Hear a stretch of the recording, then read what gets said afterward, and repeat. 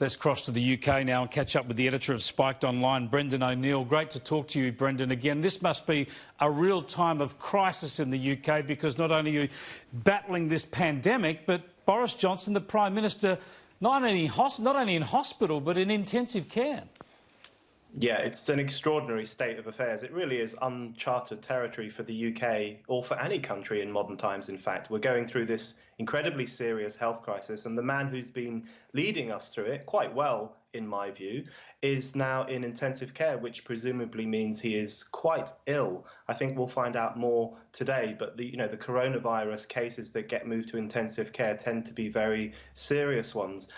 So it's deeply concerning. It feels very disorientating. I think a lot of ordinary Britons just feel deeply worried and uncertain about the future. We felt fairly uncertain anyway, but I think we feel it more so now because of what's happening to Boris Johnson. So it's a worrying state of affairs. I hope we get more information today. And of course, everyone in this country is willing Boris through this, and they want him back on the front line.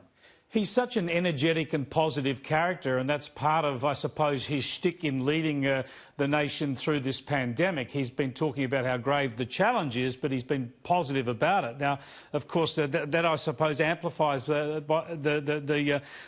blow of him being in intensive care. And of course, in his mid-50s, a bloke in his mid-50s, he's getting into that age group and that gender that are most vulnerable to this disease. That's right, and that's what makes it quite concerning. But you're right. He's an energetic person. He's led the country well so far. And let's not forget, he's one of the most enthusiastically elected prime ministers of modern times. He got a huge mandate in the December general election, particularly from vast swathes of the working classes who were just sick of the Labour Party, and they really put their trust in Boris to lead us, particularly through Brexit, but to lead the country more broadly. So this is a blow to democracy too, because the person who we put in charge to run things through the current period is no longer able to do that, and he's now deputising to the Foreign Secretary Dominic Raab. So it's very worrying. I think it raises lots of questions, firstly and most clearly about Boris's health, but also about what's going to happen in terms of politics and what this means for democracy and the democratic mandate that we gave to Boris. But I think the key thing is, I think there's so much goodwill for Boris at the moment. There's a huge amount of support for him, and I think the nation will rally behind him enormously over the next few days and really will want him to get better and to get back in charge as soon as he can. Yeah, let's hope so. Tell us about the rate of infection and the death toll in the UK at the moment. We've seen reports of temporary morgues being put into use, of squads going out now to help collect bodies for those people who are dying at home. It's very dire. It's a very serious situation. We're in a far worse situation than Australia. There are now more than 5,000 deaths. It's incredibly serious. It looks like the measures we are taking are starting to work. It's early days, but that's what people are hoping, and that's what the experts are saying. So I'm hoping that's true.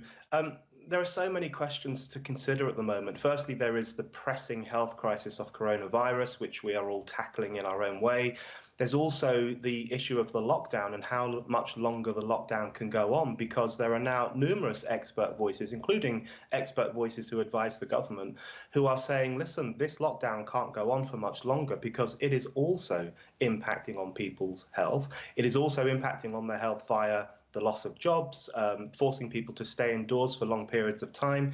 I think we have to now start thinking, even though it's a difficult question, we have to start thinking about getting the balance right between fighting the health crisis of coronavirus without creating a new health crisis via the lockdown. And that's going to be the difficult balancing act that the government's got to think about in the coming weeks. There's no doubt about that, and even in Australia, where we've seemed to have suppressed the disease a lot earlier, touch wood, because there's a long way to go, but you've got to get that balance right between making sure that the cure here isn't worse than the disease, because the shutdown is causing enormous economic and social strife. Just on that, you would have heard my editorial about the Chief Medical Officer in Scotland and the Health Minister in New Zealand. It won't be a surprise to you, of all people, that the political elites think they can operate by different rules. so much hypocrisy in those two cases in particular. The Scottish medical officer has been sacked, essentially resigned, because she was driving to her second home when we're not supposed to be doing those kinds of things. You know, I think there's a real class dynamic to the lockdown. In fact, there's so much complaining among Britain's middle-class media and upper-middle-class political set about ordinary people going to the park or ordinary people cycling around. I find there's a lot of hypocrisy on that, because not many people have gardens. People often live in small flats, crowded flats with lots of children or elderly relatives.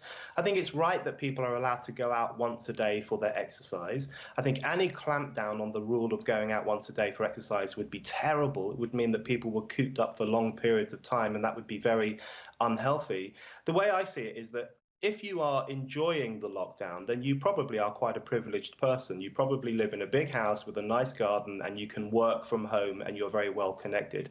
But I'm thinking about older people who might not be on the internet, young mums with 3 or 4 kids who live in small flats.